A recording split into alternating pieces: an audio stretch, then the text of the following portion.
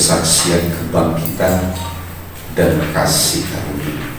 Oke, jadi puji Tuhan, hari ini kita akan bicara tentang kuasa kesaksian kebangkitan Yesus Kristus dan kasih karunia.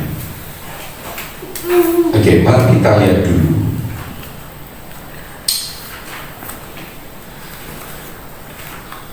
Satu Korintus 15 ayat 12 sampai ayat yang ke-15.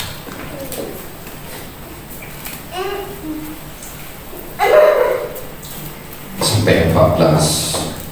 1 Korintus 15 ayat 12 sampai ayat yang ke-14. Mari kita baca. Jadi bila mana kami memberitakan bahwa Kristus dibangkitkan dari antara orang mati, bagaimana mungkin ada di antara kamu yang mengatakan bahwa tidak ada kebangkitan orang mati? Kalau tidak ada kebangkitan orang mati, maka Kristus juga tidak dibangkitkan.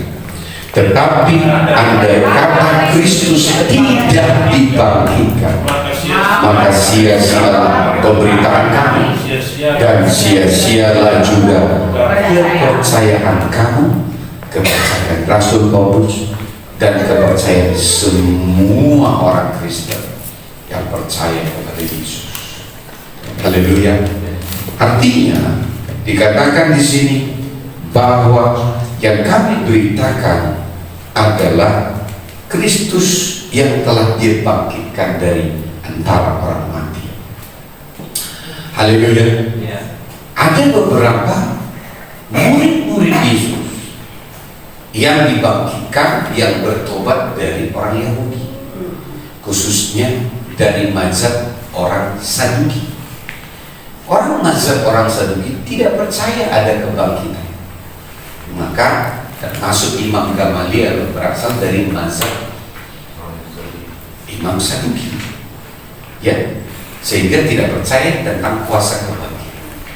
Lalu Paulus berkata di sini kepada jemaat di Korintus, karena mereka tidak percaya dengan kuasa kebangkitan, maka dia berkata, aku memberitakan kuasa kebangkitan Kristus, ya, kebangkitan dari antara orang mati.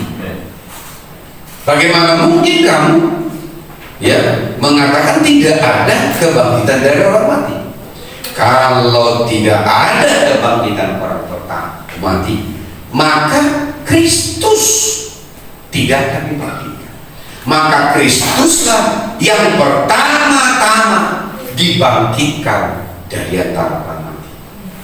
Haleluya. Maka dikatakan di sini, andai kata Kristus tidak dibangkitkan, maka sia-sialah pemberitaan kami dan sia-sialah juga kepercayaan kamu. Tapi banyak orang merayakan kebangkitan Kristus tahun demi tahun, tapi mereka tidak punya kesaksian kuasa kebangkitan. Apa buktinya? Keadaan mereka tetap sama, cara pikir mereka tetap sama, keadaan keluarga mereka tidak sama. Bukti dari kuasa kebangkitan itu bekerja dalam hidupmu, maka tidak akan sia-sia kamu mengikut Tuhan. Amin. Tidak akan sia-sia kamu percaya kepada Dia. Tidak sia-sia kamu mengikuti rumah rohani ini. Tidak sia-sia kita percaya kepada apa yang dituliskan oleh Paulus kepada jemaat di Korintus. Tapi karena kuasa kebangkitan itu ada di dalam kehidupanmu, maka kita nggak perlu menunggu tiap tahun. Dengarkan baik-baik. Tidak perlu menunggu tiap tahun. Lalu harus bangun pagi-pagi, datang ke kuburan, lalu membuat supaya perenungannya sangat dalam, lebih dalam dan sangat dalam. Tapi setelah itu, nanti apa yang dikatakan Paulus di sini? Ada gunanya kamu merayakan itu. Toh sia-sia. Apa buktinya itu tidak menjadi sia-sia? Kuasa kebangkitan bekerja. Yes, amen. Kamu alami. Yes. Okay, come on. Yes, amen. Haleluya. Haleluya. Yes. Hari ini saya akan mengajarkan kepadamu bagaimana membuat, mengalami berita tentang kebangkitan Yesus yang tidak sia-sia itu dari antara orang mati. Itu menjadi kuasa itu. Mari kita datang dulu kepada Kisah Rasul 4 ayat 33. Mudah-mudahan saya bisa bagikan ini dengan cepat. Kisah Rasul 4 ayat 33. Di sini rahasianya. Katakan di sini rahasianya. Haleluya. Jangan tiap tahun ya, sampai ada lagi bodyguard, ada lagi tentara Romawi, campur-campur seseorang, ya. Kristus hanya sekali dulu selamanya. Amin. Sekali, yes. Kenapa itu tidak menjadi kebenaran yang terus? Iya. Bahkan hari Jumat, Sabtu, dan Minggu kau nggak bisa diganggu. Kenapa? Karena perlu konsentrasi sangat dalam. Khusyuk tadi. Oh, Paulus tidak bilang itu. Seandainya kuasa kebangkitan itu bekerja dalam diri, tak perlu menunggu setahun. Tiap hari, tiap hari, kuasa kebangkitan itu akan menjadi sesuatu. Haleluya. Polanya dulu. Haleluya. Jemaat muda-muda yang bisa memakai berita tentang kebangkitan Kristus menjadi kuasa yang besar dan mendatangkan kasih karunia di dalam jemaat. Oke, mari kita baca 1, 2, 3 ya. Dan dengan kuasa yang besar rasul-rasul memberi kesaksian tentang kebangkitan Tuhan Yesus, dan mereka semua hidup dalam kasih karunia yang berlimpah-limpah. Sekali lagi, dan dengan kuasa yang besar rasul-rasul memberi kesaksian tentang kebangkitan Tuhan Yesus, dan mereka semua hidup dalam kasih karunia yang berlimpah-limpah. Ada 3 kalimat yang akan saya bagikan dari sini. Yang pertama adalah kesaksian tentang kebangkitan Tuhan Yesus.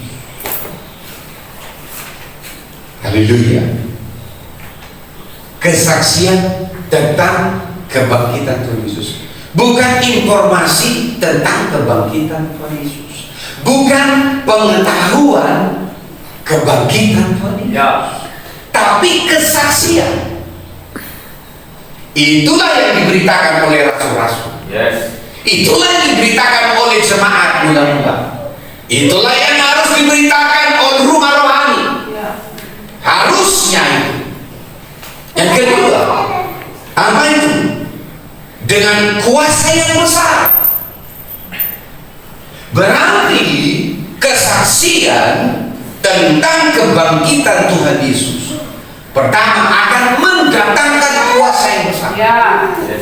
Hidup dalam kuasa yang besar.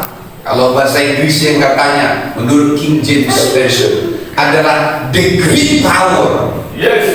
Bekerja di dalam jemaat, bekerja di dalam hidupmu, bekerja di dalam hari-harimu, bekerja dalam keuanganmu, bekerja di dalam rumah tanggamu, bekerja di dalam pekerjaanmu. Inilah tandanya jemaat apostolik atau bukan. Apa itu? The great power bekerja.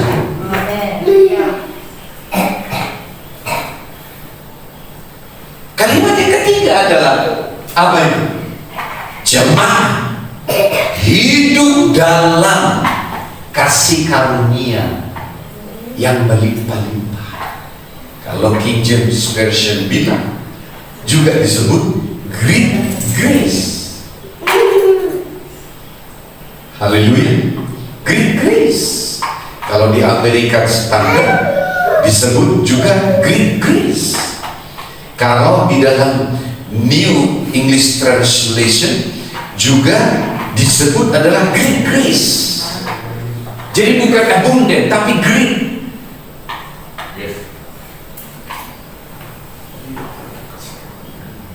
Haleluya. Jadi ada kasih karunia yang besar yang akan bekerja di tengah-tengah jemaat. Haleluya. Haleluya. Kamu bisa mengerti di sini. Maka 3 kalimat ini apa itu? Dengan kesaksian tentang kebangkitan Tuhan Yesus. Jadi bukan informasi, bukan pengetahuan, tapi kesaksian. Apa bedanya? Nah, di sini yang mau kita belajar. Apa bedanya pengetahuan dan informasi dan kesaksian? Kenapa kita menerima kebenaran? Kenapa kita sudah menerima kebenaran tentang kebangkitan Yesus, kuasa kebangkitan Yesus, tapi tidak mengalami kuasa yang besar? Karena di mana ada kesaksian yang benar tentang kebangkitan Yesus Kristus, maka di sana akan bekerja kuasa yang besar. Dan yang kedua, akan mendatangkan setiap orang di dalam jemaat itu hidup di dalam kasih karunia yang besar. Roh Kudus akan menolong saya untuk mengajarkan ini kepada kita. Supaya kita mengerti gambaran tentang sekolah, jemaat apostolik, jemaat mula-mula. Kalau kau hidup di dalam pola ini, maka dengarkan baik-baik. Kamu tidak perlu berjuang untuk melihat itu terjadi dalam hidupmu. Otomatis itu terjadi. Di mana ada pola Allah dikerjakan dan dihidupi, maka ketiga hal ini akan bekerja di tengah-tengah jemaat. Haleluya. Maka yang pertama adalah dikatakan kesaksian tentang kebangkitan Tuhan Yesus. Haleluya. Kesaksian. Mari kita belajar dulu tentang saksi. Haleluya. Menurut Kisah Rasul 1 ayat 22. Kisah Rasul 1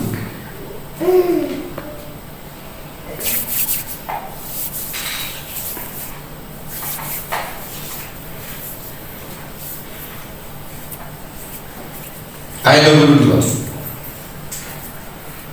disebut kesaksian rasul-rasul. Betul ya?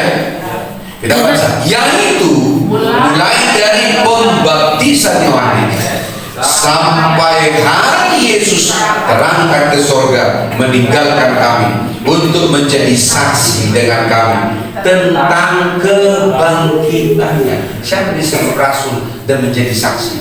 Yaitu orang-orang sejak Yohanes bangkit dan membaptis. Kapan? Karena ketika Yohanes membaptis, Yohanes menyiapkan orang-orang untuk percaya kepada Yesus. Dan setelah Yesus dibaptis, sejak hari itu banyak yang dibaptis oleh Yohanes, yang disebut murid Yohanes, itu mengikuti Yesus, termasuk yang namanya Andreas dan Yohanes. Yang pertama dari murid Yesus yang mengikut Yesus adalah Andreas dan Yohanes. Karena 2 kali Yohanes berkata, inilah dia anak domba Allah, inilah dia anak domba Allah. Andreas dan Yohanes datang, guru, di mana kau tinggal? Lalu Yesus berkata, ya serigala punya liang, burung punya sarang, tapi anak manusia tidak punya tempat untuk meletakkan kepalanya. Tapi kamu ikutlah aku. Sejak hari itu Andreas dan Yohanes mengikuti Yesus. Dan Andreas membawa saudaranya, namanya adalah Petrus, untuk datang.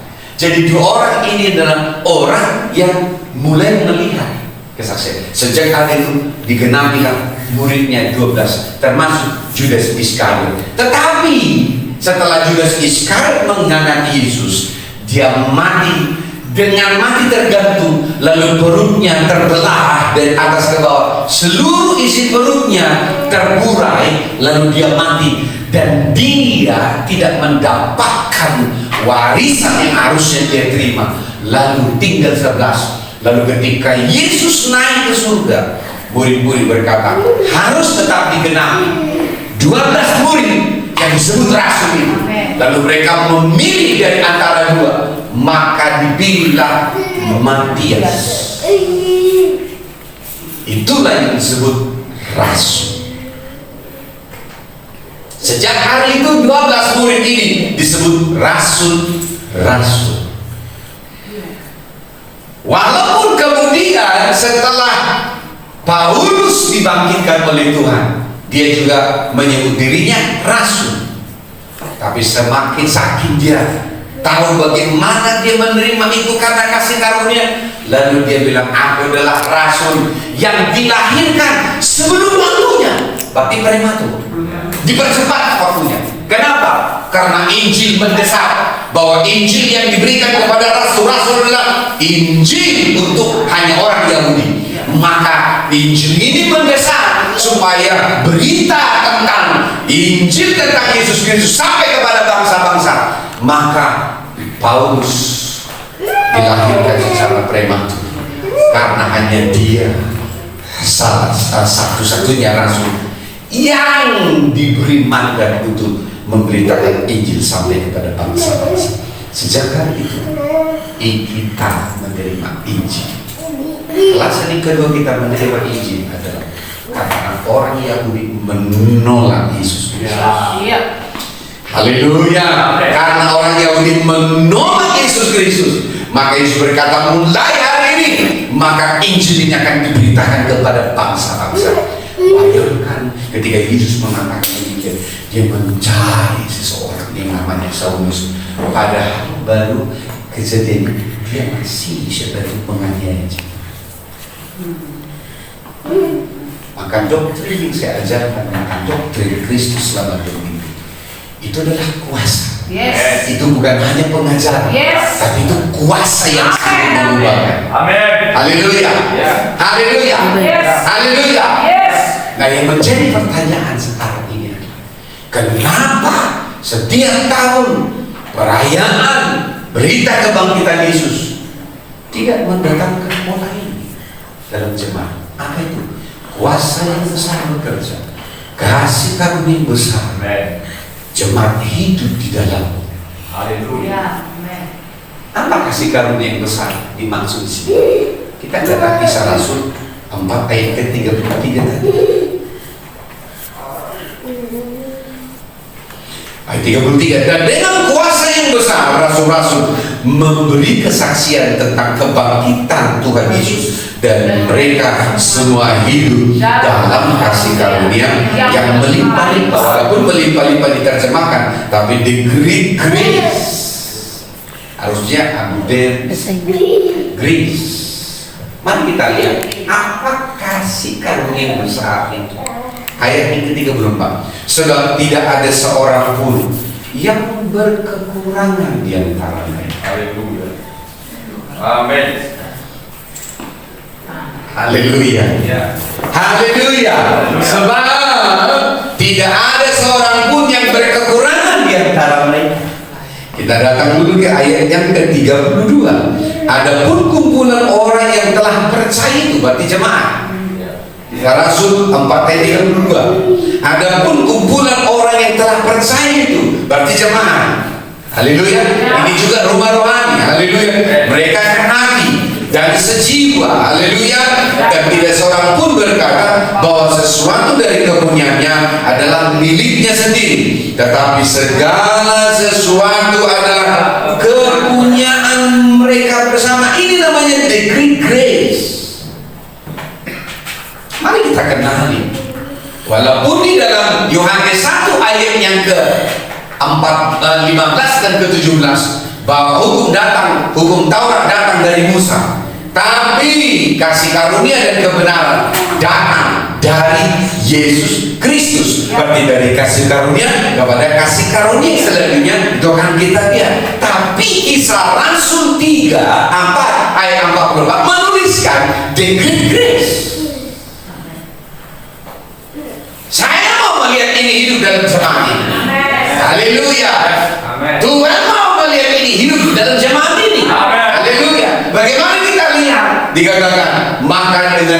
kuasa yang besar. Rasul-rasul memberi kesaksian hanya itu. Setiap kali mereka memberitakan Injil dengan kuasa yang besar, rasul-rasul memberi kesaksian tentang kebangkitan Yesus Kristus. Dan katanya mereka hidup dalam kasih karunia yang besar. The great grace. Ayat 3:34. Dan sebab tidak ada seorang pun yang berkekurangan di antara mereka. Dengarkan baik-baik, saya berdua bahwa pola ini akan diadopsi dalam jemaat. Tidak ada seorang pun berkekurangan di antara mereka. Haleluya. Jelas dulu, berarti akan menjadi orang-orang kaya. Tunggu dulu, jangan uang menjadi ukuran. Haleluya. Kenapa? Kenapa mereka menerima the great grace, lalu sebab tidak ada seorang pun yang akan berkekurangan di antara mereka. Kenapa mereka tidak berkekurangan? Karena mereka pertama, semua orang mempunyai tanah atau rumah, menjual kepunyaan itu, dan hasil penjualannya itu mereka bawa. Kemudian apa katanya? Dan mereka letakkan itu di depan kaki rasul-rasul, lalu dibagi-bagikan kepada setiap orang dengan segala keperluannya. Demikian pula dengan Yusuf, yang oleh rasul-rasul disebut Barnabas, artinya anak penghiburan, seorang Lewi dari Siprus yang menjual ladangnya miliknya, lalu membawa uangnya itu dan meletakkannya di depan kaki rasul-rasul. Meletakkannya di depan kaki rasul. Itu artinya jemaat menyerahkan hidupnya. Jemaat menyerahkan seluruh hidupnya. Kata seluruh hidupnya, hatinya, tubuhnya, pikirannya, termasuk seluruh hartanya, diserahkan kepada rasul-rasul. Haleluya. Kata diserahkan kepada kaki rasul-rasul di ayat yang ke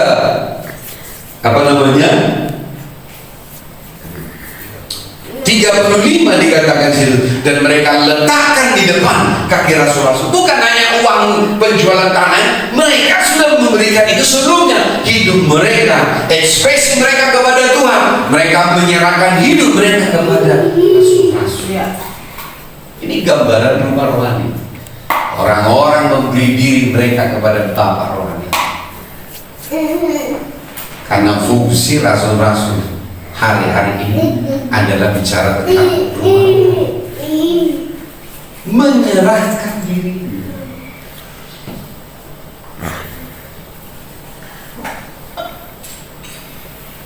Kata menyerahkan diri itu ada di dalam Yohanes 6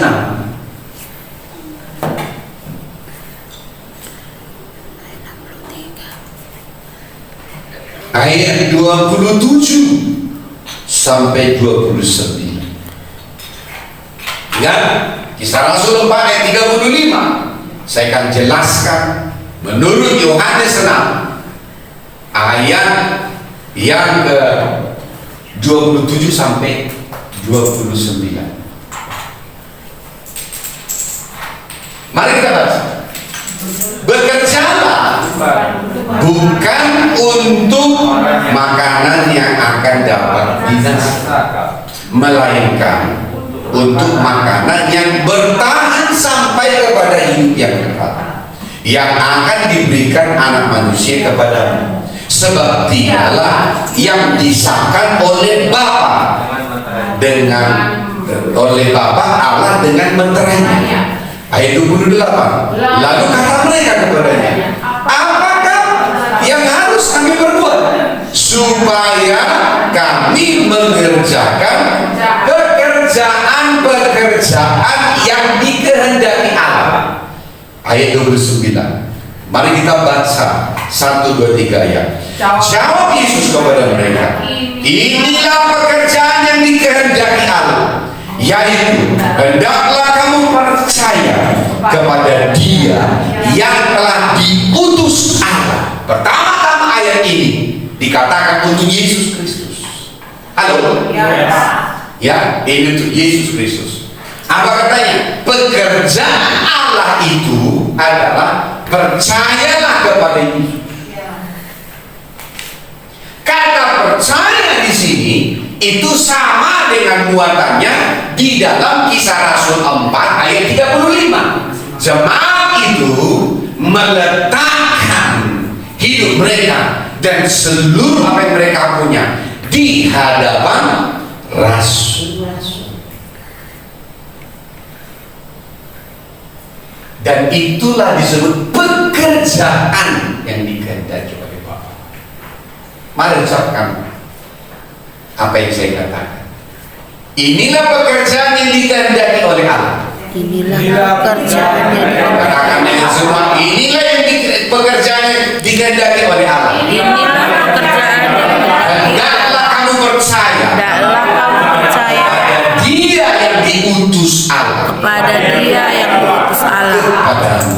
kepadamu. Jadi kata di sini percaya itu sama dengan muatan Kisah Rasul 4 ayat yang ke-35. Jemaat itu bukan hanya menyerahkan harta mereka, tapi meletakkan hidup mereka di hadapan rasul-rasul. Itu artinya seluruh hidup orang-orang ini dipersembahkan. Haleluya. Amin. Apa yang terjadi? Alkitab berkata, maka rasul-rasul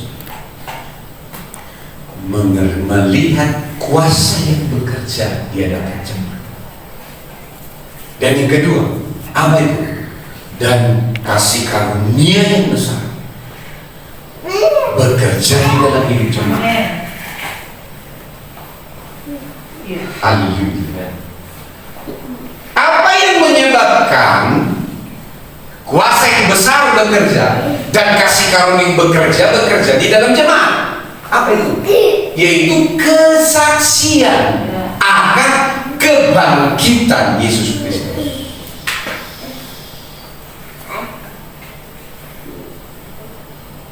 Kenapa ada orang, bahkan mungkin kita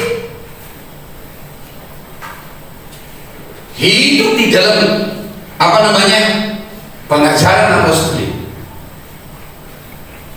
tapi kita nggak bisa melihat yang termaksimum dari kuasa kebangkitan.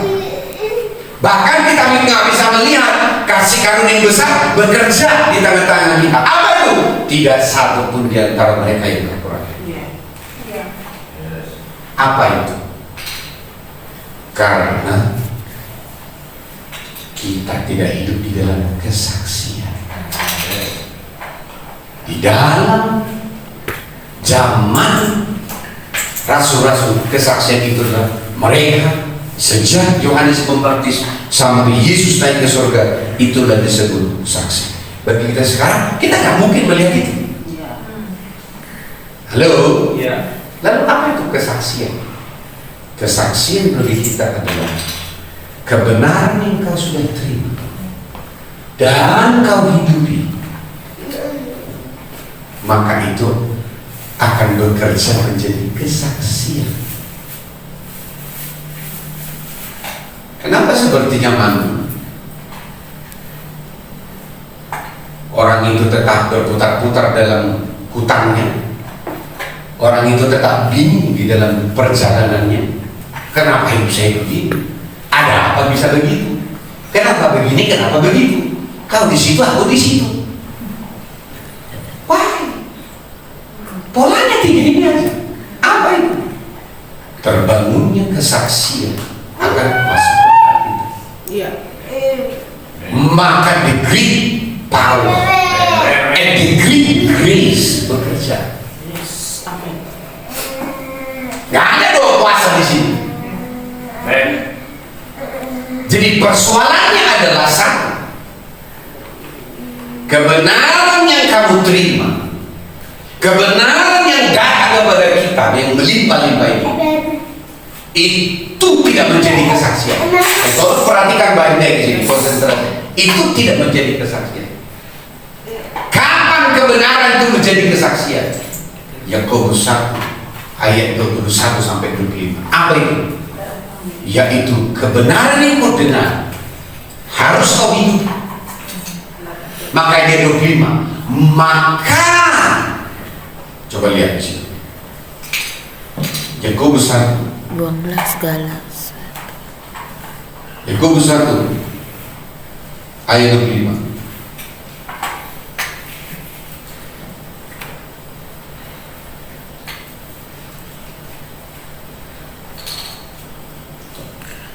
Satu, dua, tiga ya. Tetapi barang siapa meneliti hukum yang sempurna, yaitu hukum yang memerdekakan orang-orang, dan dia bertekun di dalamnya. Jadi bukan hanya mendengar untuk melupakannya, tetapi sungguh-sungguh melakukannya. Ia akan berbahagia oleh perbuatannya.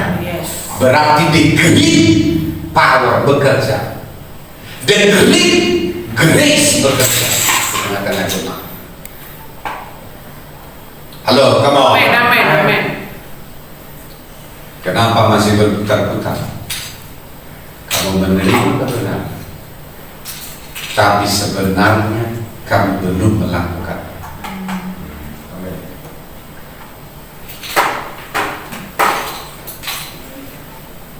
Jadi bukan salah ibu mengandung,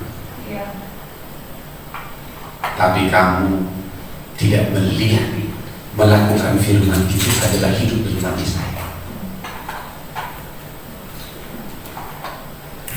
Bagaimana kamu, ya, bagaimana caramu memperlakukan kebenaran? Respon.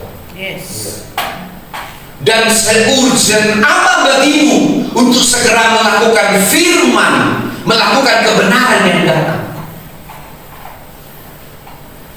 Itu nilai ukuran.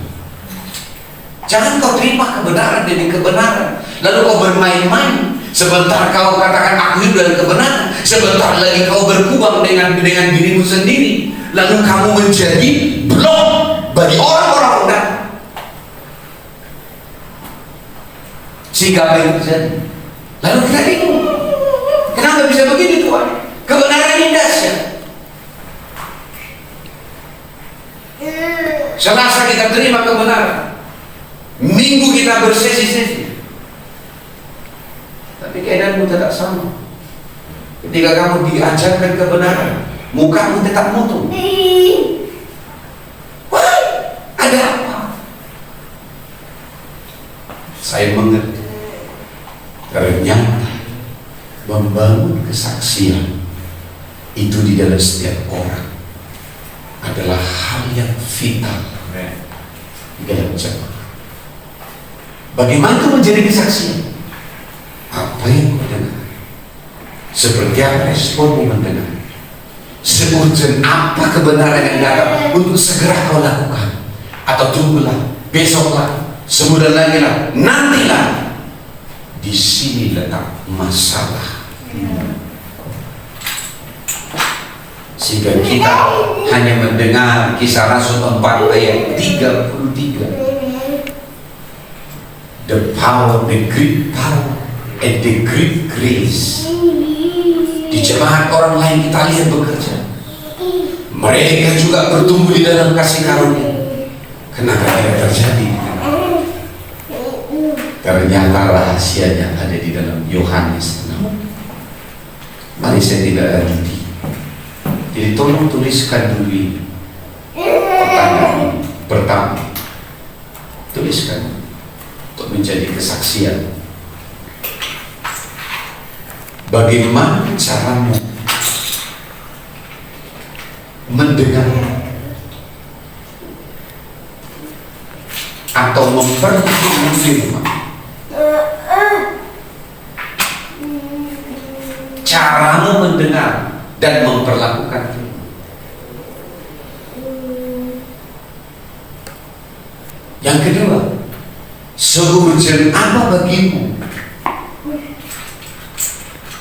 Seurgent apa bagimu?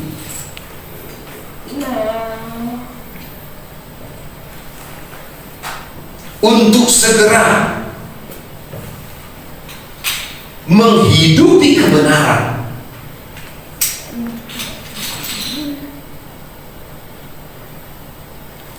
Untuk segera menghidupi kebenaran yang sudah kamu terima.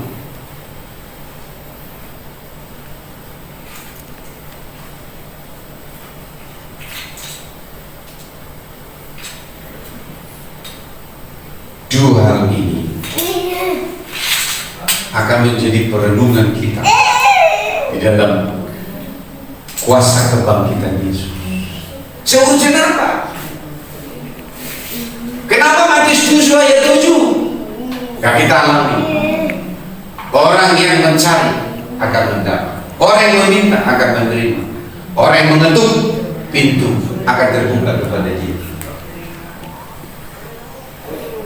Kisah Rasul 4:33 membuat saya ternyata rasanya kesaksian tentang kebangkitan Yesus, kebenaran tentang kebangkitan Yesus itu menjadi kesaksian. Kapan itu menjadi kesaksian? Itu bukan hanya melakukan perayaan lalu menjadi pengetahuan, menjadi drama, bukan, tapi menjadi hidup, menjadi kesaksian. Yes, amen.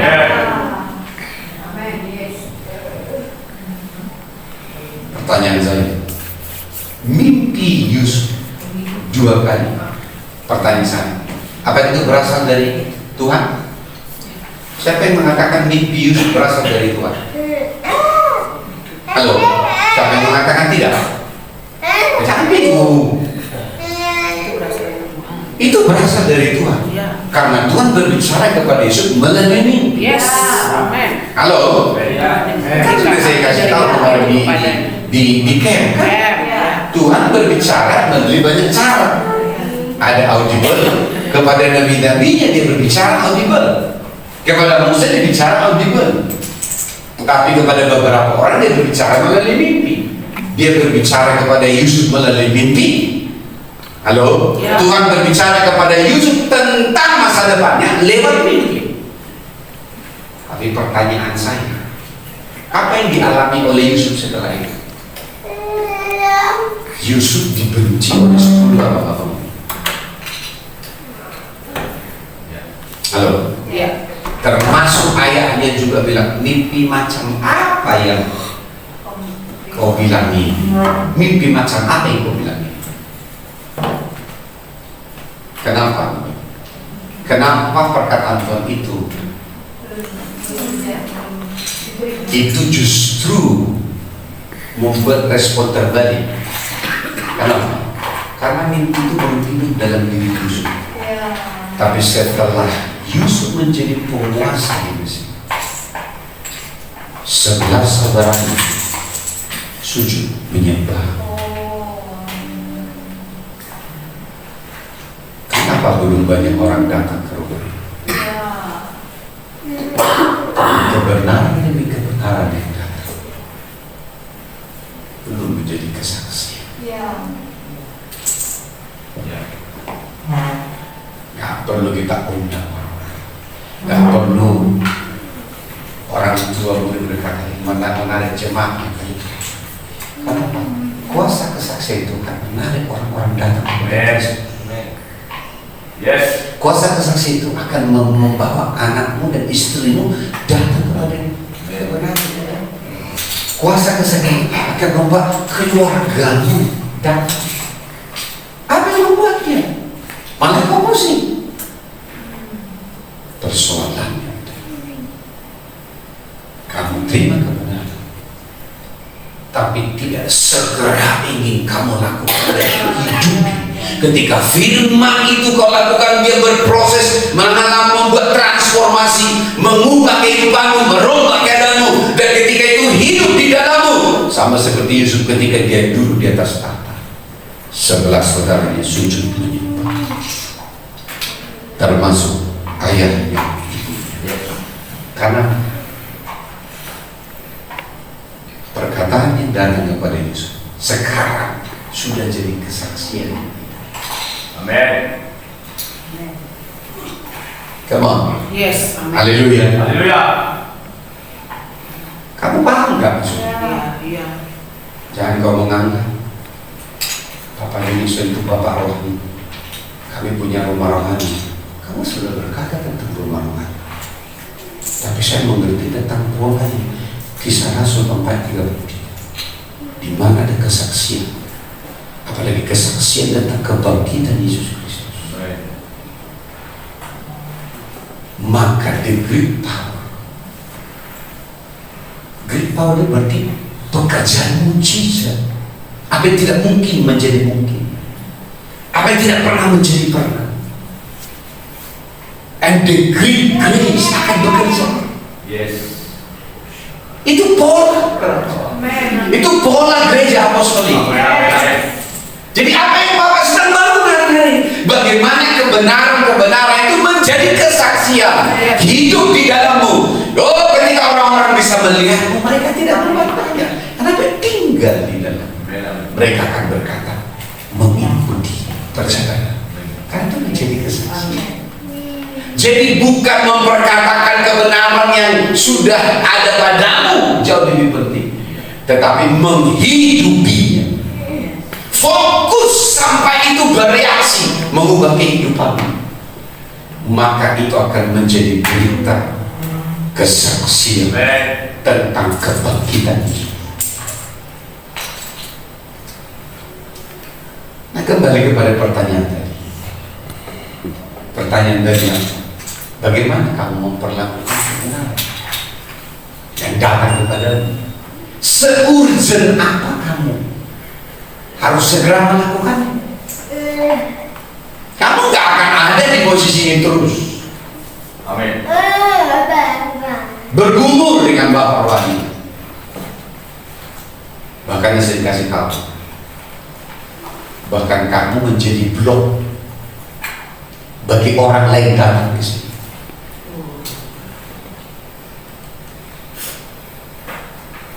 Saya ngeri sebenarnya mengatakan ini. Polanya jelas. Di mana ada kesaksian, Ya. the great power and the great grace akan bekerja dalam jemaat. Amen.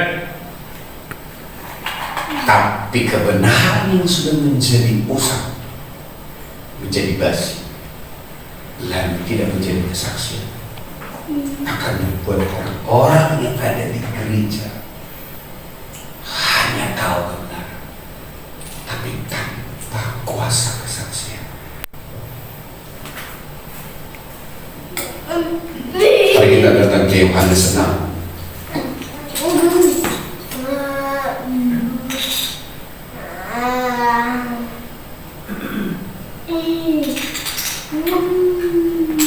Ayat 27. Bekerjalah bukan untuk makanan yang akan dapat binasa, melainkan untuk makanan yang bertahan sampai kepada hidup yang kekal, yang akan diberikan anak manusia kepadamu.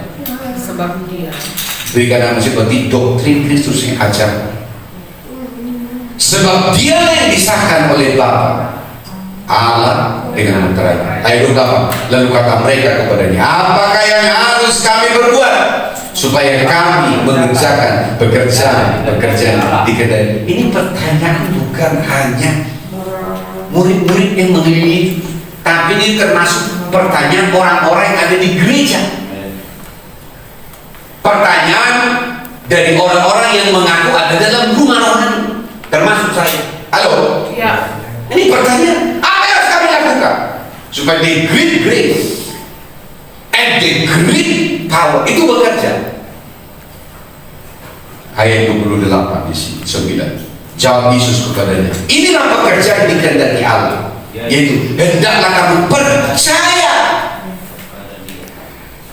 Percayakah kamu kepada orang yang diutus oleh Allah kepadamu? Di mana nilainya? Tapi dengan kebenaran yang tidak kau lakukan dengan segera, cepat atau lambat, akan menghancurkan nilai percaya kepada orang yang diutus oleh Allah. Padahal itu perintah.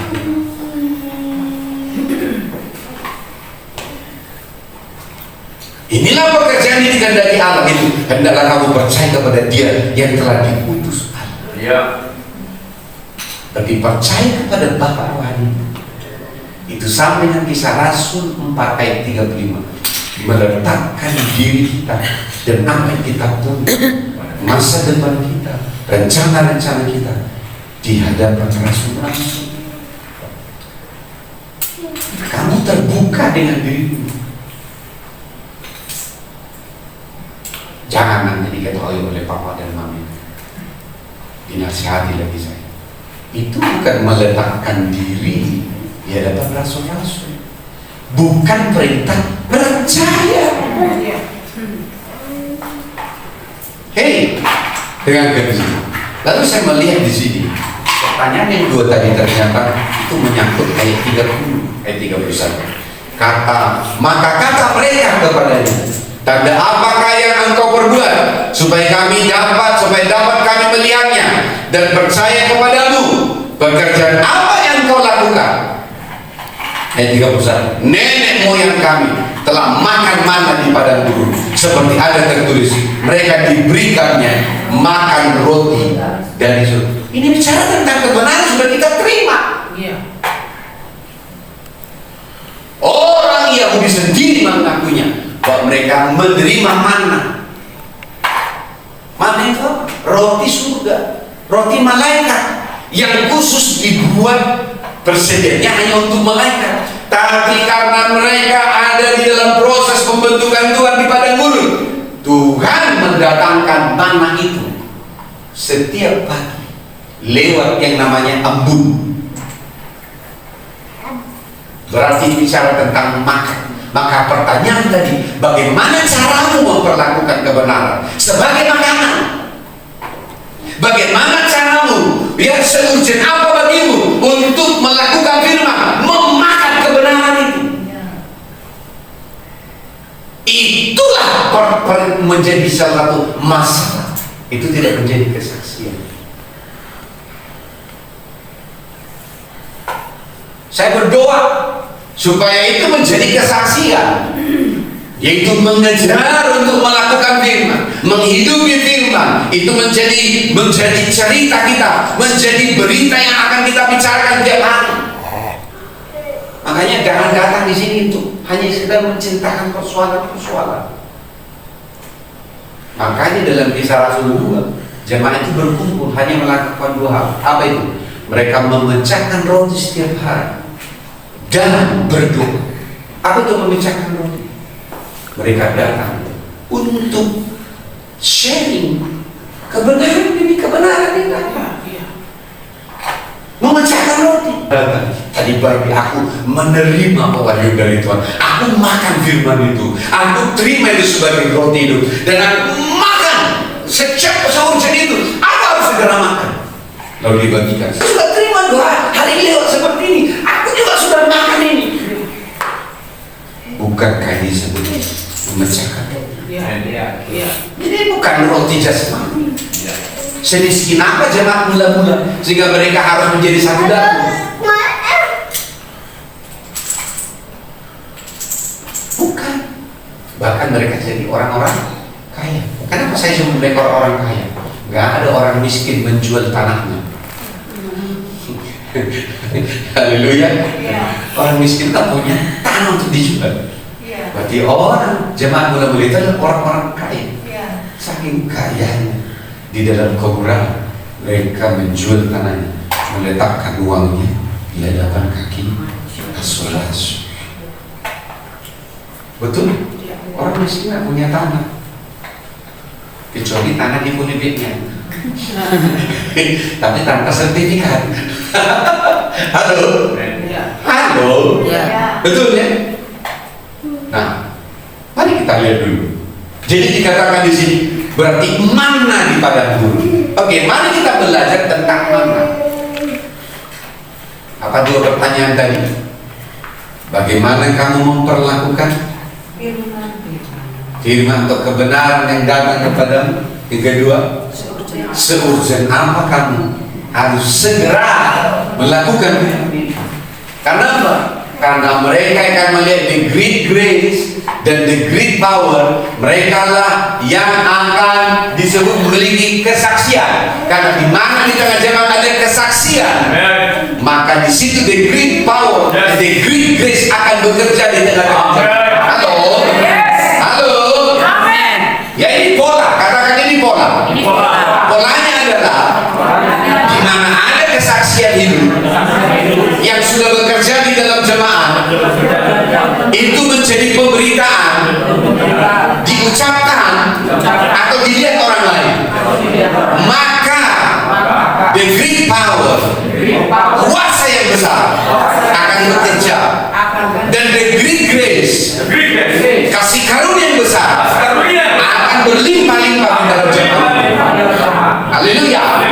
Itu pola. Amin. Haleluya. Amin. Tapi bagaimana itu tidak terjadi?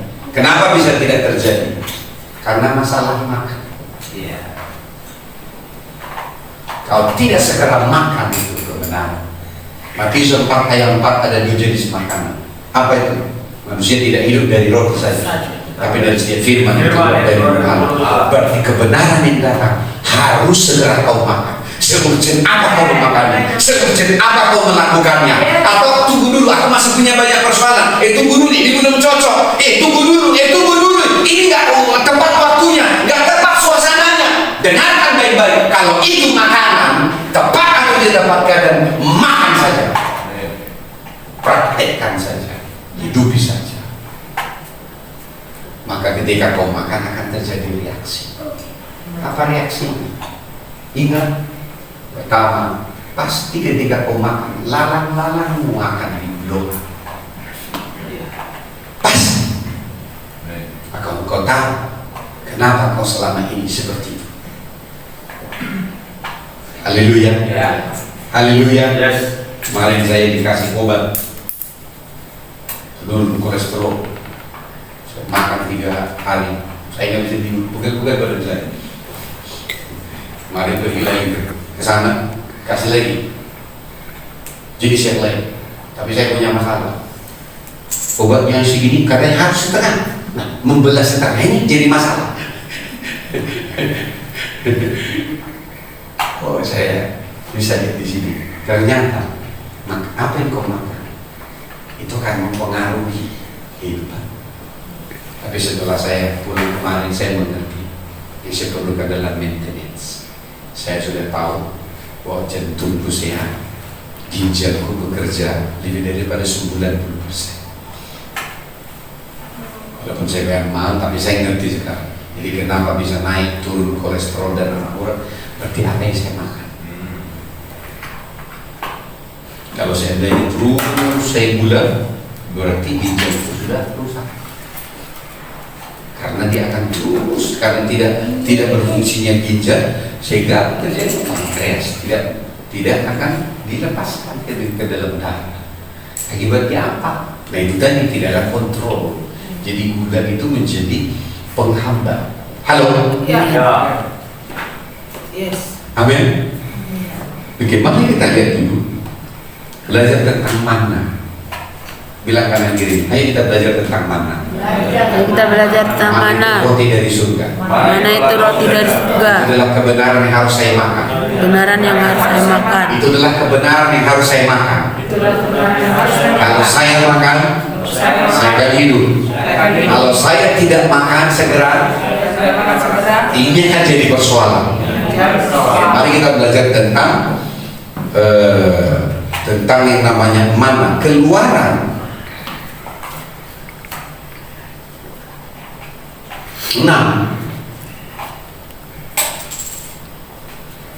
ayat 4.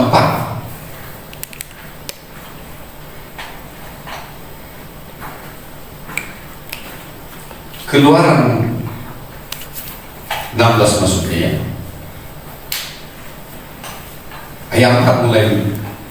Ayat 4. Lalu berfirmanlah Tuhan kepada Musa, sesungguhnya aku akan menurunkan dari langit hujan roti bagimu, maka bangsa itu akan keluar dan memungut tiap-tiap hari sebanyak yang perlu untuk sehari, supaya kucoba apakah mereka hidup menurut hukumku atau tidak. Haleluya. Sekarang kita baca ayat 16 sampai 18.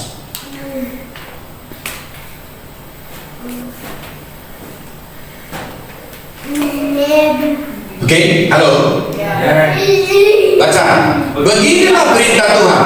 Punggutlah itu. Tiap-tiap orang menurut keperluannya. Masing-masing kamu boleh mengambil untuk seisi kemahnya. Segomer seorang menurut jumlah jiwa. Demikianlah diperbuatnya orang Israel. Mereka mengumpulkan. Ada yang banyak, ada yang sedikit. Ini yang dimaksud menurut keperluannya. Halo?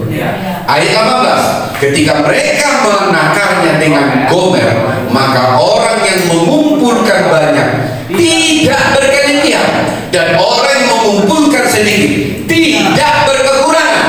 Tiap-tiap orang mengumpulkan menurut keperluannya. Halo? Ya. Halo? Amin. Menurut keperluannya. Haleluya. Kita lanjutkan ayat 19 sampai 24. Musa berkata kepada mereka, seorang pun tidak boleh meninggalkan daripadanya sampai pagi.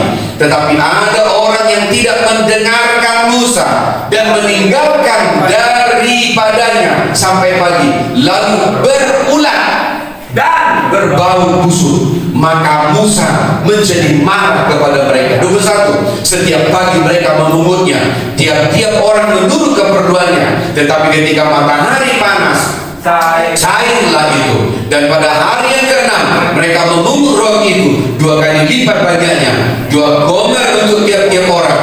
Dan datanglah semua pimpinan jemaat memberitakannya kepada Musa. Lalu berkatalah Musa kepada mereka, ini yang dimaksud oleh Tuhan.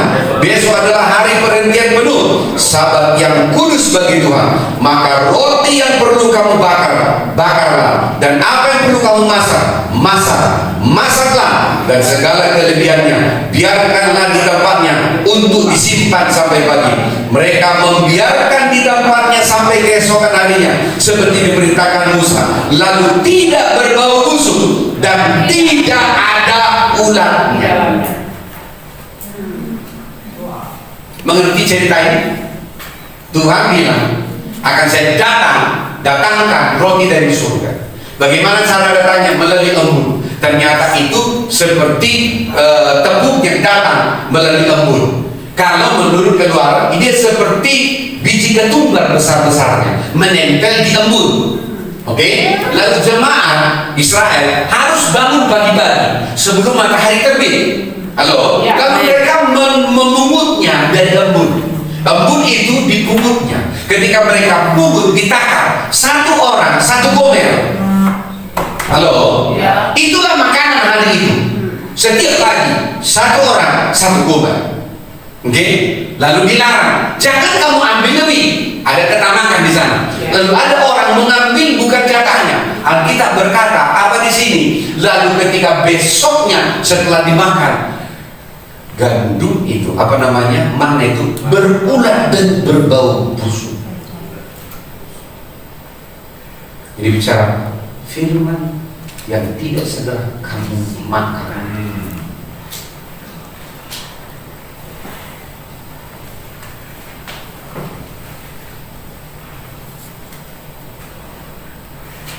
Ada 4 hal,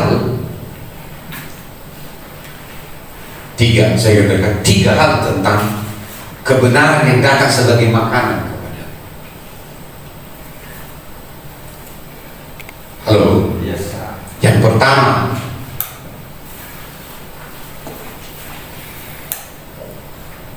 harus kamu ambil tiap pagi. Harus kamu kumpulkan tiap pagi. Yang tidak mengumpulkan berarti tidak makan sepanjang hari. Ambil. Jangan ambil ini setelah matahari terbit. Kamu tidak akan ada. Kenapa? Karena mana itu yang bentuk dalam ketumbar akan mencair lalu menguap kembali kepada Tuhan. Jadi pagi-pagi orang Israel begitu keluar sudah ada biji-biji ketumbar. Ambil. Kalau saya bayangkan, saya bayangkan ini, itu seperti makan ikan. Kalau makan ikan kalau bikin bubur, Ya.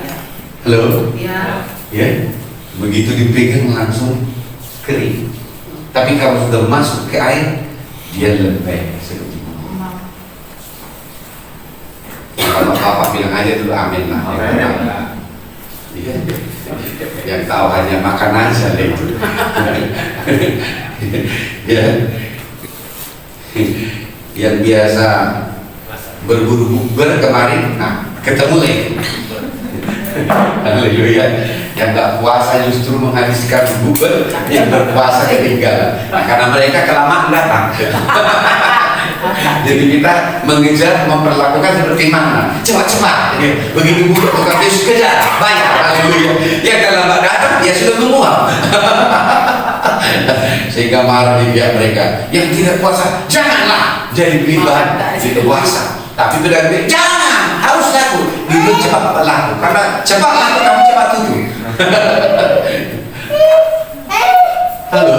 Amin. Jadi pengeluaran bukan hanya di pihak mereka yang puasa, justru pengeluaran lebih banyak kepada mereka yang tidak puasa. Haleluya. Yang untung siapa? Pedagang. Jadi pertama, tiap hari ambil, deklarasikan bagaimana kamu mendengarnya, bagaimana kamu memutarnya, bagaimana kamu menulisnya, seperti apa kamu duduk, seperti apa perlakuanmu, apakah sambil bekerja atau sangat konsentrasi, menentukan sekomer keperluanmu yang kau perlukan. Ya, sepanjang hari. Ingat, Tuhan berkata, yang mengambil banyak tidak berkelebihan, yang mengambil sedikit tidak kekurangan. Bukankah itu Kisah Rasul 4 ayat 34? Amin. Tidak ada di antara mereka yang berkekurangan. Amin. Haleluya. Tidak ada di antara mereka yang berkekurangan. Jangan selalu kau pikirkan adalah tagihanmu. Bukan itu saya maksud. Kalau kau mengerti kebenarannya, itu jadi kesaksian dalam hidupmu. Cepat atau lambat, engkau juga akan bisa wujudkan itu dalam keuanganmu. Kenapa? Karena kau mengejar. Ketika kamu bergumul tentang keuanganmu, harusnya kau Tuhan berkata, Tuhan, apa yang harus saya hidupi? Apa yang harus saya makan? Bukan bagaimana cara saya membayar utang ini. Bukan. Tuhan, apa yang harus saya hidupi? Bagaimana saya mengumpulkan itu? Tolong saya memperlakukan ini. Karena kalau kau sudah makan kebenaran itu menjadi kesaksian. Amin. Itu menjadi hidup. Jadi karena ini harus datang setiap pagi. Harus datang setiap pagi Sebelum matahari terbit. sebelum matahari terbit. Haleluya. Haleluya. Amin. Setiap pagi sikap itu akan membuat kita menghargai Tuhan. Bagaimana saya cara memperlakukan seurgent apa saya harus segera makan. Amin. Amin. Haleluya. Yang kedua,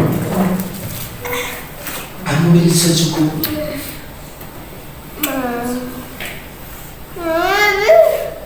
Ambil secukupnya. Apa arti secukupnya di sini? Secukupnya adalah semua yang sudah kau makan, kebenaran yang kau makan, jadi makanan rohani untuk kau praktekkan, untuk kau hidupi, bergumul kau melakukannya, untuk menghidupinya. Dengarkan baik-baik, itulah yang disebut secukupnya. Apa yang terjadi kalau mana ini berkelebihan? Berulang, berbau busuk. Artinya apa? Kebenaran yang tidak segera kau hidup, yang hanya datang jadi pengetahuan, yang hanya datang, ya, hanya menambah catatan. Dengarkan baik-baik, cepat atau lambat, itu akan menjadi berbau busuk dalam kehidupan.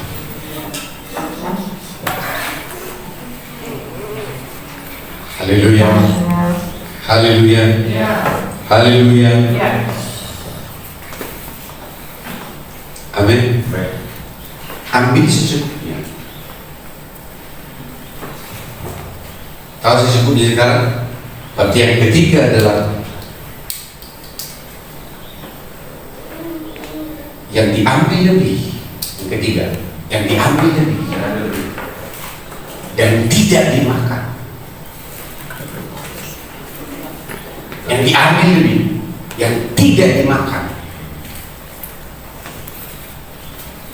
akan menjadi persoalan. Apa persoalannya?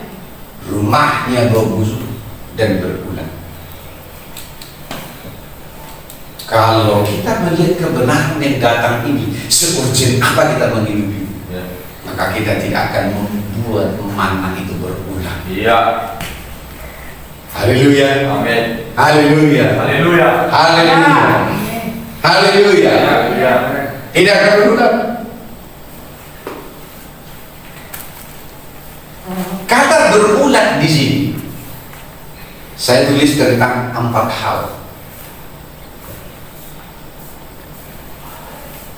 Apa itu?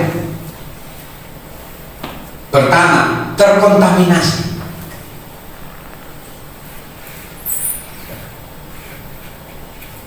Kalau terkontaminasi, masuk udara, maka cepat kebusukan. Kenapa? Seringkali kemasan makanan itu divakum. Salah satu untuk membuat makanan itu awet adalah harus divakum. Kosongkan udara dari sana. Berarti kalau sudah masuk angin, kau aja masuk angin dulu bahaya, bisa mati. Apalagi kebenaran yang datang itu masuk angin. Haleluya. Tidak segera dihidupi. Mana yang diambil berlebih, haleluya, atau diambil tapi tidak dimakan. Yang berlebih itu berarti tidak dihidupi, tidak dinikmati, tidak dimakan. Alkitab berkata, itulah yang akan mengkontaminasi rumah. Haleluya. Haleluya. Yang pertama adalah mengkontaminasi. Nomor 2, dipertanyakan.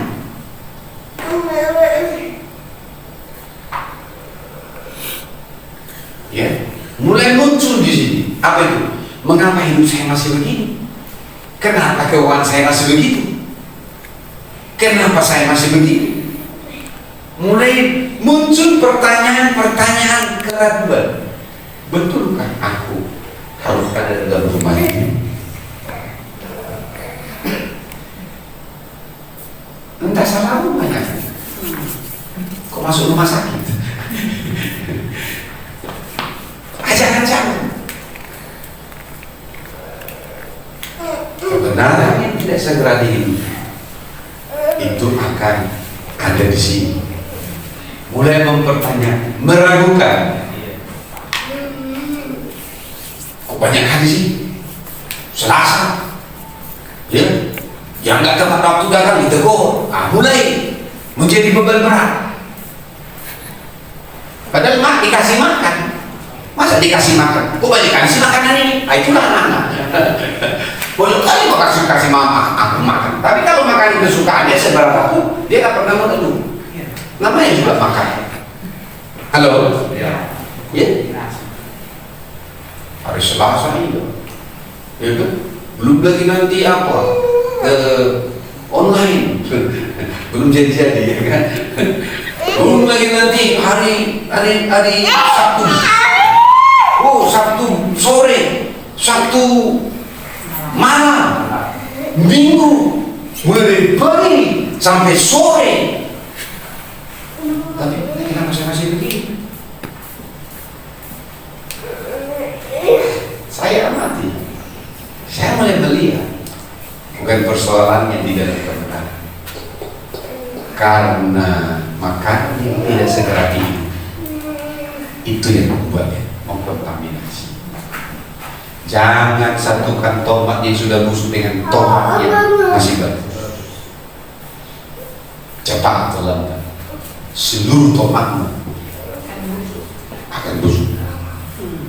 Jangan satukan jeruk bagus dengan jeruk busuk. Cepat atau lambat jeruk yang bagus akan jadi busuk.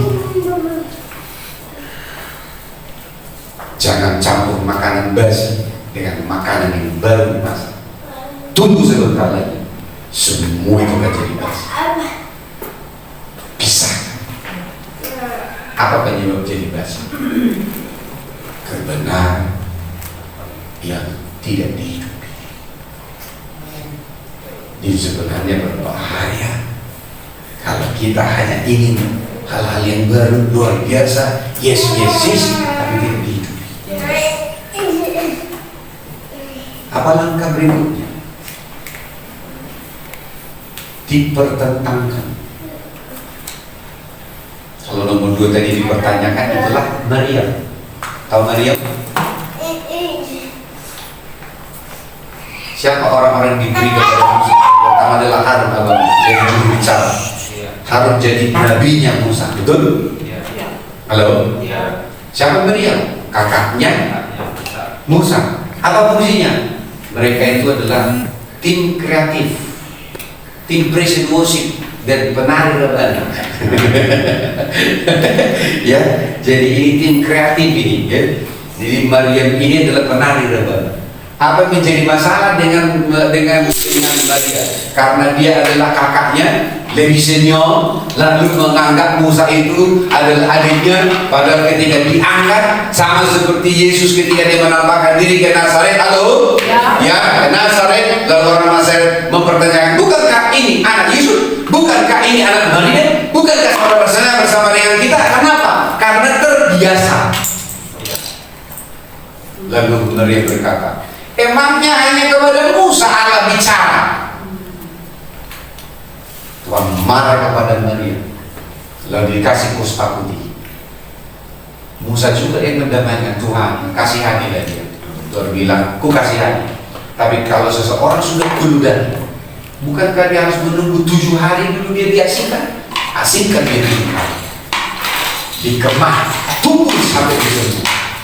Ketika mereka terjadi, ketika dia sudah sembuh, barulah Manusia bisa bergabung setelah bertobat. Amin. Saya paham di sini? Ya. Itu berarti mulai dipertanyakan. Nomor 3, dipertentangkan. Kebenaran itu akan mulai dipertentangkan. Di mana kejadiannya ini? 1 Korintus 1 dan 1 Korintus 2. Apa itu? Orang berkata, kau golongan Apolos, aku golongan Paulus, ya kan? Lalu mereka berantem. Haleluya, haleluya. Ketika ada orang yang sudah hidupi, lalu kehidupannya juga mengalami pola itu, yang belum hidup mereka bilang, sombong kali, sombong rohani, mulai membuat sesuatu yang tercampur pola spirit di situ. Ketika dia jadi kesaksian, dia nembak sih. Stop. Bahkan saya kasih tahu bahwa ini bisa memblok orang yang datang kepada Kristus. Akhirnya menjadi yang nomor 4, sesat, penyesat. Halo? Ya. Coba kita lihat dulu 2 Timotius 4.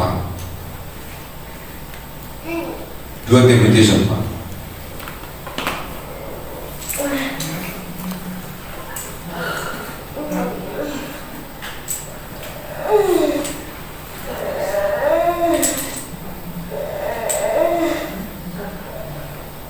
Timotius 4 ayat 10.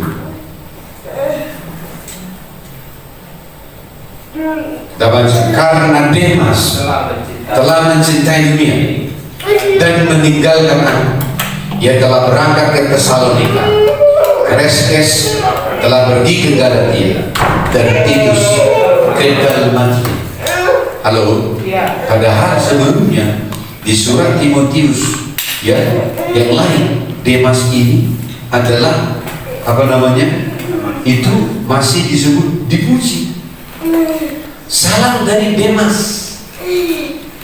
yang terkasih Demas.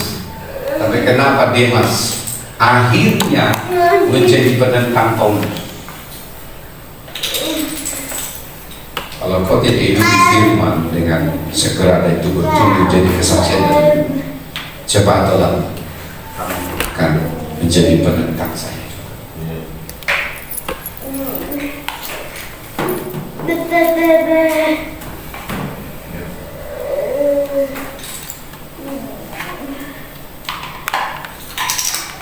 Lagi saya belajar dari apa yang sudah kau alami beberapa waktu.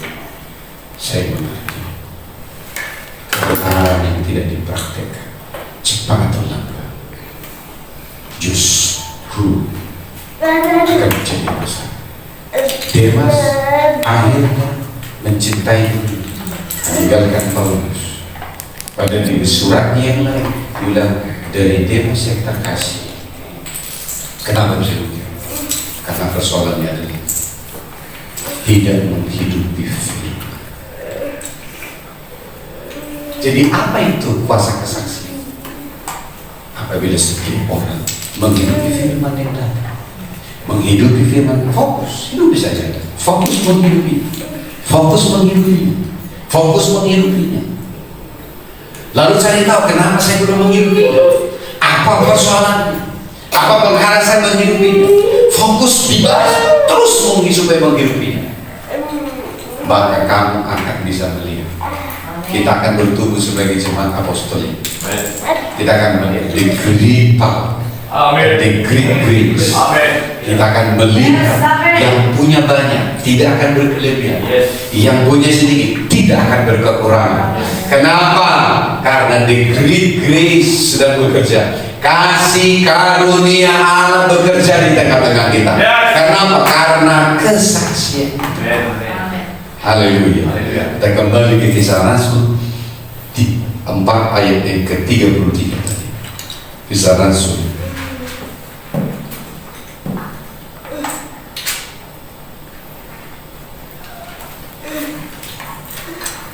Haleluya.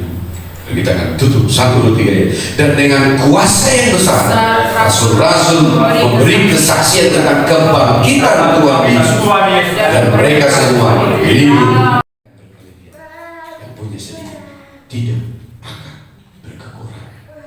Artinya tidak ada dalam jemaat yang kekurangan karena semua orang mempraktekkan. Haleluya. Haleluya. Haleluya. Jadi apa yang menjadi satu perenungan kita, nilai perenungan kita di hari kebangkitan dari Paskah? Apa itu? Fokus kepada kehidupan yang kita. Makanya perbaiki cara mau mendengar, perbaiki cara mau memperlakukan kebenaran, perbaiki keurgenan melakukan firman Tuhan dalam hidup. Jangan tunggu besok. Haleluya. Haleluya. Kalau kau hidupi, pasti itu akan terjadi. Maka ketika ada persoalan, gak usah dibahas persoalannya. Persoalannya hanya satu, apa? Apakah kau sudah hidupi? Halo. Kalau kau hidupi, pekerjaan yang besar akan ada di situ. Kalau kau hidupi, pekerjaan Tuhan besar akan kau lihat dalam keluarga. Kalau kau hidupi, kehidupan kau menjadi kesaksian. Maka kita akan melihat dua. Paham maksud saya di sini? Paham maksud saya di sini? Saya deklarasikan ini bahwa ini akan bekerja dan kita akan mulai evaluasi. Kita akan mulai renungkan sampai di mana. Maka dua pertanyaan yang terakhir yang saya sampaikan. Bagaimana saya memperlakukan kebenaran? Apakah saya mau menghormatinya? Apakah saya menerima dengan sukacita langsung melupakannya?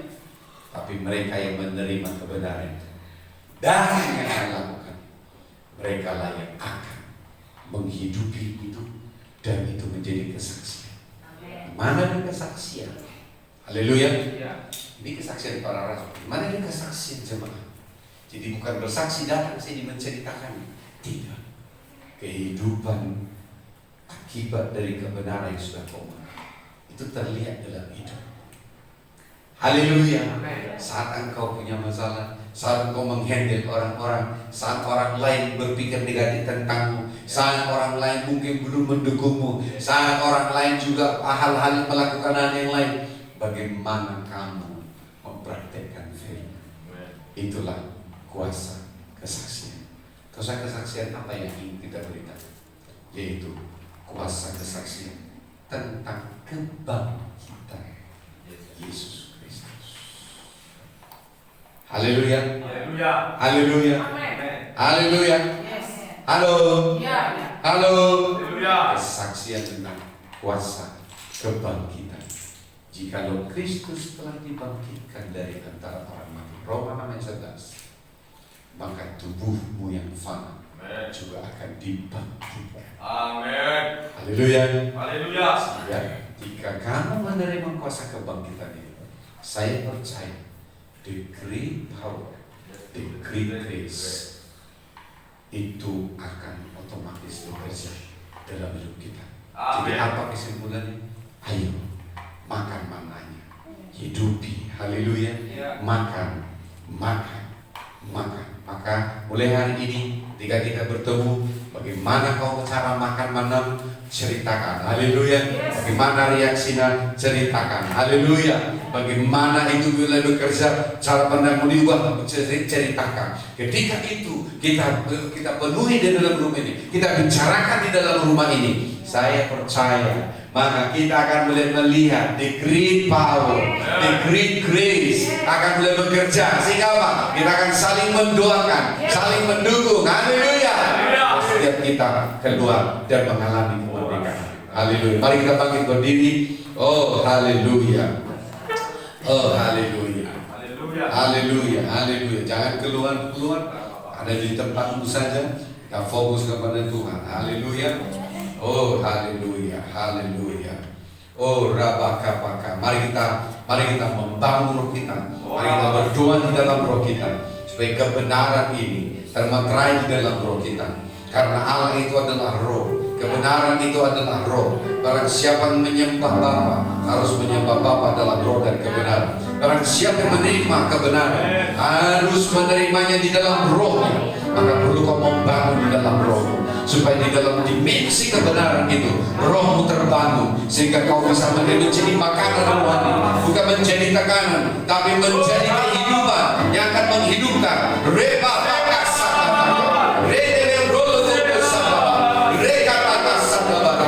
oh raba kasulu era raba sakataka oh sebenarnya logo toko sama berapa era raba sama berapa ira baba sama logo ayo bicara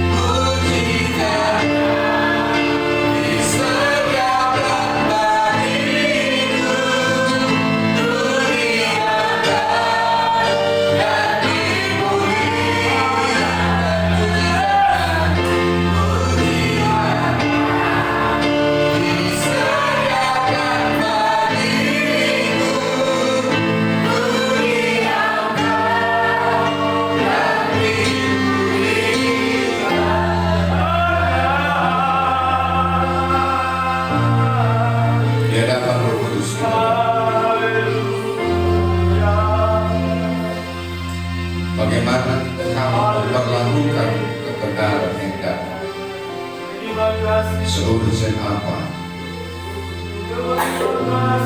kebenaran untuk kita mulai hidup. Itulah yang akan membangun kesaksian. Kesaksian tentang kebangkitan Kristus.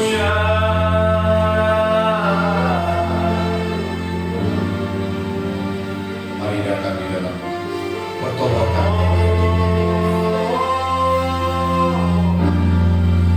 Haleluya.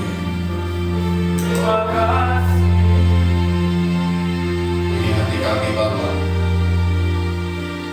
Perkataan yang datang kepada kami bukan untuk kami awal. Perkataan yang datang kepada kami adalah untuk kami taat. Mentaati perkataan, itulah kodrat kami ya.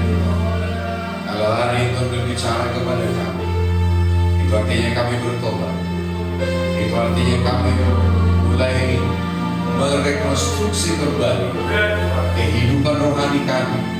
Itu artinya kami harus mulai berubah. Kami harus memulai dari hal-hal yang kecil. Kami harus mulai merubah cara kami memperlakukan firman demi nama Yesus Kristus. Di dalam nama Yesus, sebab kami tidak ingin menjadi penghambat, menjadi blok. Orang-orang yang datang oleh karena mana kebenaran yang datang yang kami terima itu, tetapi terbuang begitu saja. Tetapi waktunya datang. Setiap hari adalah kami makan mana, kami makan kebenaran, kami mencari kebenaran, kami membuka hati kami setiap hari, setiap kami datang untuk menemukan makanan rohani yang kami makan, untuk kami bisa praktekkan sepanjang hari. Dengan itulah kami akan melihat, oh, the great power akan bekerja, the great grace akan bekerja di tengah-tengah umatmu. Inilah tanda dari kebenaran ini, itu akan menjadi nyata dalam hidup. Ketika setiap kita mulai berubah cara pandangnya, cara memperlakukannya, maka kita akan mulai melihat keberakan itu akan terjadi demi nama Yesus, di dalam nama Yesus, di dalam nama Yesus. Ini waktunya waktu pertobatan, ini waktunya waktu kita dipulihkan, ini waktunya kita melihat kembali, ini waktunya Tuhan membawa kita kepada destiny Indonesia baru di dalam nama Yesus. Haleluya. Terpuji nama Engkau, dimuliakan Engkau demi nama Yesus Kristus. Haleluya. Sama-sama kita katakan amin.